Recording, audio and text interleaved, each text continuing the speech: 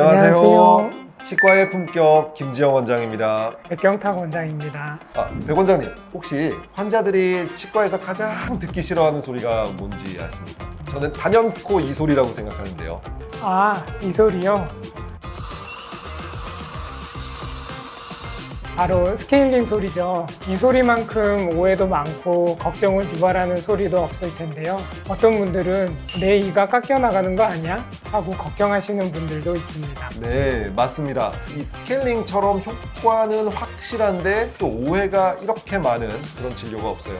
그래서 저희가 오늘은 시청자분들이 인터넷이나 주변에서 들었던 가장 흔한 오해 4가지를 직접 가져와서 전문가의 입장에서 명쾌하게 팩트 체크를 해보려고 합니다. 오늘 이 영상으로 스케일링에 대한 막연한 불안감을 시원하게 해소하고 이래서 스케일링을 해야 되는구나 까지 쭉 정리해 가시면 좋겠습니다.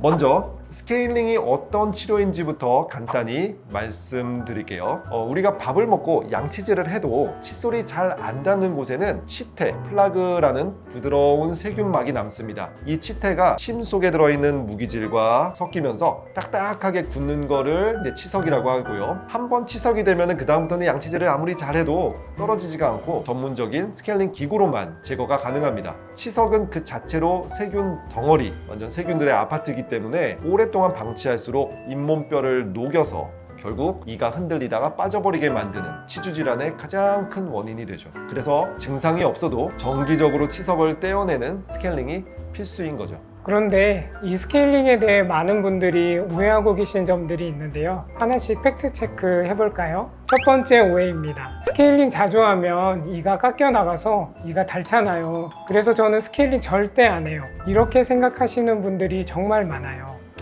이건 정말 명백한 오해입니다. 적당한 주기로 제대로 스케일링을 받으면 치아가 상하지 않습니다. 맞습니다. 스케일링 기구는 날카로운 칼로 치아를 깎는 방식으로 작동하는 게 아닙니다. 스케일러 팁은 초당 25,000에서 4만 번의 미세한 초음파 진동을 만들어내는데 이 진동을 이용해서 치석만 털어서 떨어뜨리는 방식입니다. 치아를 깎아내는 것이 아니라 치석이라는 이물질만 분리하는 과학적인 원리죠. 안심하고 받으셔도 됩니다. 그렇죠. 그러니까 스케일링은 치아를 갈아내는 치료가 아니고 치아 표면에 들러붙은 치석이라는 이물질만 골라서 제거하는 치료입니다. 그래서 스케일링을 자주 해서 이가 닳았다라기보다는 대부분 이미 다른 원인들, 예를 들면 심한 이갈이, 그리고 잘못된 교합, 산성음료, 잘못된 칫솔질 습관 등으로 손상된 경우가 많습니다. 자, 두 번째 오해입니다. 스케일링 받았더니 이 사이가 벌어지고 틈이 생겨서 음식물이 끼기 시작했어요. 치과에서 억지로 벌린 것 같아요. 이 얘기도 진짜 많이 들으시죠? 네, 그렇습니다. 하지만 사실은 그 반대죠. 이 사이를 벌어지게 만든 게 치석이 아니라 치석이 그 틈을 억지로 메우고 있다가 빠진 것입니다. 치석이 그러니까 틈새를 이렇게 메꾸고 있다가 그것이 일종의 가짜 충전재 역할을 했던 거군요. 그러니까 시각적인 착각이네요.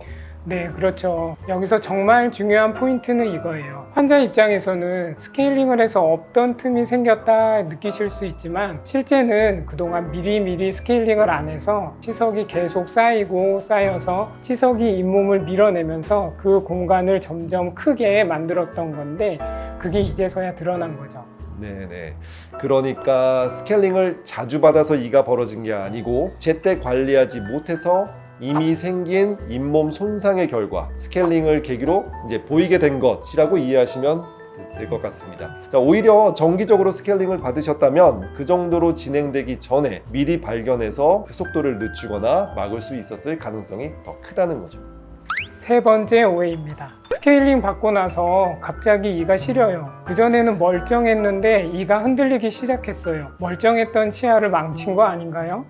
시린 증상 이거 참 괴롭죠. 네, 이거는 근데 일시적이고 정상적인 반응이에요. 두꺼운 치석 방패가 사라지면서 깨끗한 치아 뿌리가 드러나니까 외부 자극에 굉장히 이제 잠시 민감해지는 거고요. 대부분은 1, 2주 이내에 자연스럽게 사라집니다. 이 기간 동안은 시린니 전용 치약을 사용하시는 것도 좋은 방법이죠. 근데 문제는 이가 흔들린다는 증상입니다. 만일 스케일링 후에 치아가 흔들린다면 이건 스케일링 때문에 갑자기 망가진 게 아니고 이미 중증 치주염이 생겨서 잇몸뼈가 많이 녹아있던 상태에서 치석이라는 가짜 충전재가 치아를 붙들고 있었는데 이 치석이 떨어지니까 이제서야 흔들린다고 느끼기 시작한 것입니다. 그래서 스케일링 때문에 이가 망가진 것이 아니라 이미 치조골이 많이 녹아있던 상황이 스케일링을 계기로 드러난 것에 가깝습니다. 정기적으로 스케일링을 받으셨다면 이렇게까지 나빠지기 전에 미리 발견하고 증상이 줄어들었을 수도 있습니다. 네, 맞습니다. 이가 흔들리는 증상은 지체 없이 치과로 오셔서 정밀 진단을 받아야 하는 가장 위험한 신호입니다. 스케일링이 오히려 숨겨진 질병을 알려주고 경고하는 그 경고등 역할을 한 셈이죠. 네 번째 오해입니다. 스케일링 받다가 피가 너무 많이 났어요. 잇몸을 건드려서 상처를 낸 거 아닌가요?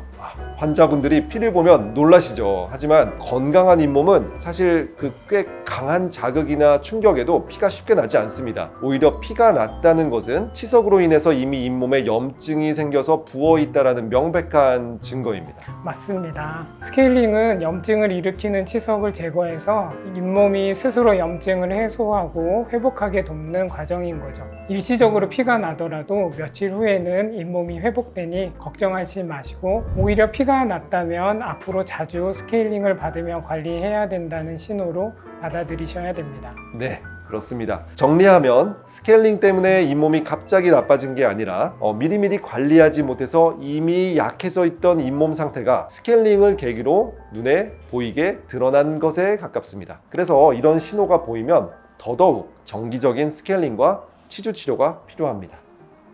스케일링은 그냥 치아 표면을 대충 훑는 단순 청소가 아니라 입안 전체를 점검하는 정밀 건강검진의 시작이라고 보시면 좋습니다. 치석을 제거하고 나서야 비로소 그동안 숨어있던 문제들이 이제 맨눈으로 보이기 때문이죠. 실제로도 스케일링을 하다가 치석에 가려져 있던 초기 충치, 치근 우식 등을 발견하는 경우가 많습니다. 치석이라는 마스크를 먼저 벗겨내야 의사가 정확하게 진단을 할 수 있거든요. 이렇게 초기 단계에서 발견해서 간단한 치료를 끝내면 나중에 신경치료나 임플란트까지 가는 상황을 미리 막을 수 있습니다. 그래서 스케일링은 지금 쌓인 때를 이렇게 밀듯이 한번 벗겨내는 치료를 넘어서서 앞으로 더 커질 수 있는 문제를 미리 발견하고 차단해주는 예방진료의 핵심이라고 보시면 됩니다. 그럼 이제 많은 분들이 궁금해하시는 질문이죠. 도대체 얼마나 자주, 어느 정도 간격으로 그러면 스케일링을 받는 게 좋냐는 겁니다. 여기에 대해서 정리해 주시죠, 배원장님. 네,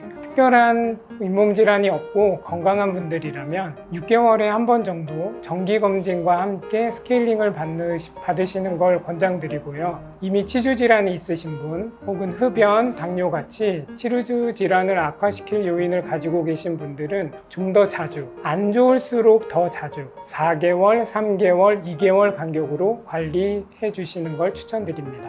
치아와 잇몸은 한번 손상되면 원래대로 되돌릴 수 없기 때문에 미리 관리하는 예방진료의 중요성은 아무리 강조해도 지나치지 않습니다. 다행히 스케일링은 건강보험 적용이 되는 예방치료입니다. 만 19세 이상 성인이라면 연 1회는 보험으로 비교적 부담 없이 받으실 수 있고요. 그 사이에 상태에 따라서 3에서 6개월 간격으로 추가 관리가 필요할 수 있습니다. 그리고 건강보험 적용이 질환으로 분류될 경우에는 더 여러 번 받아도 보험 적용을 받을 수가 있습니다. 마지막으로 한 가지만 꼭 기억해 주시면 좋겠습니다. 안과나 정형외과처럼 다른 병원들은 보통 아플 때 가는 곳이잖아요. 그런데 치과는 사우나 또는 미용실 이렇게 정기적으로 가서 때를 밀고 머리 관리하고 그런 것처럼 정기적으로 관리를 받으러 가는 곳이다 라고 생각을 바꿔주시면 좋겠습니다. 스케일링은 치아를 닳게 만드는 시술이 절대 아니라 치아와 잇몸을 평생 지켜주는 가장 확실하고 필수적인 예방 투자입니다. 그래서 이걸 알기 때문에 저희들도 괴롭지만 서로 해주고 있죠. 네. 자, 오늘 말씀드린 내용이 스케일링에 대한 막연한 두려움을 덜어드리고 이래서 정기검진과 스케일링이 필요하구나 느끼시는 계기가 되었으면 합니다. 치과와 스케일링에 대해 더 궁금하신 점이 있으시면 댓글로 남겨주시면 치과의 품격에서 차근차근 풀어드리겠습니다. 영상이 도움이 되셨다면 구독, 좋아요, 알림 설정 부탁드리고요. 저희는 또 다른 주제로 찾아뵙겠습니다. 감사합니다.